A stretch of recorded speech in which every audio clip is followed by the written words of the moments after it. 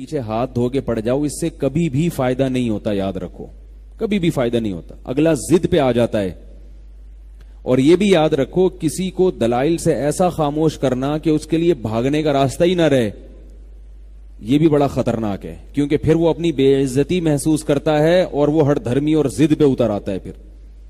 اس لیے دشمن کے لیے تھوڑا سا راستہ بھاگنے کا رکھو کہ بھائی ابھی بھاگ جاؤ، دوبارہ عزت احترام کے ساتھ واپس آ جانا۔ کیونکہ انسان جو ہے نا عزت نفس کے معاملے میں بہت، آج کل ہم لوگ کیا کرتے ہیں، جب کسی کو تبلیغ کرتے ہیں تو اس کی عزت نفس کو مجروح کر دیتے ہیں۔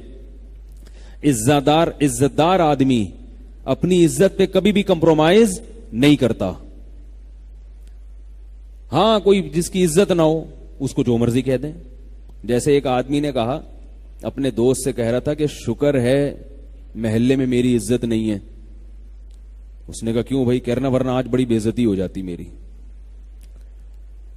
کیا کہہ رہا ہے کہ شکر ہے اس محلے میں میری عزت نہیں ہے۔ کیوں بھائی؟ اس پہ شکر کی کیا بات؟ کہہ رہا ورنہ آج میری بہت بے عزتی ہو جاتی۔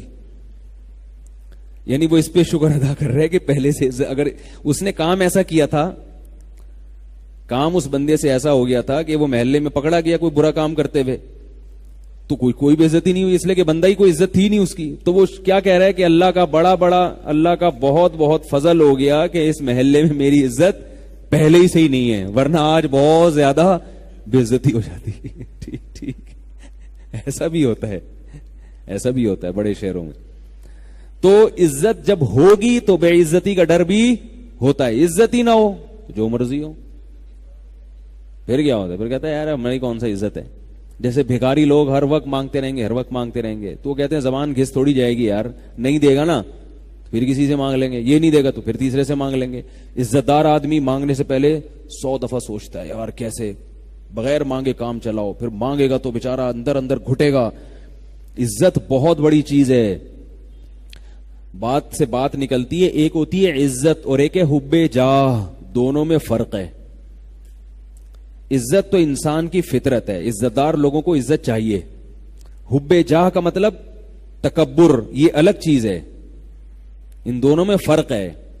تکبر کا مطلب یہ ہوتا ہے بعض لوگ ہر چیز میں اپنی ٹانگ اونچی رکھنے کی کوشش کرتے ہیں، دوسرے کو نیچا کرتے ہیں، یہ تکبر ہے، یہ چیز اللہ کو پسند نہیں ہے۔ اسی طرح اپنے بڑے کے سامنے بڑا بننے کی کوشش کرنا، یہ بھی تکبر ہے۔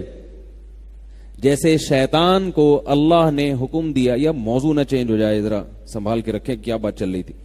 شیطان کو اللہ نے حکم دیا کہ آدم کو سجدہ کرو، شیطان نے کیا کہا کہ آدم چھوٹا میں بڑا، ٹھیک ہے نا؟ تو عام حالات میں اگر آدم علیہ السلام خود شیطان کو کہتے نا کہ مجھے سجدہ کرو، پھر شیطان کہتا میں کہ تم بعد میں آؤ، میں سینئر ہوں، تو اس کی کوئی لاجک نکل سکتی تھی کہ بھئی یہ شیطان کو اپنی انسلٹ محسوس ہو رہی ہے۔ جیسے کوئی سینئر ہو، جونیئر آ کے ایک دم سینئر بن جائے تو پہلے سے جو سینئر ہوتا ہے اس کو ایک قسم کی بے عزتی محسوس ہوتی ہے۔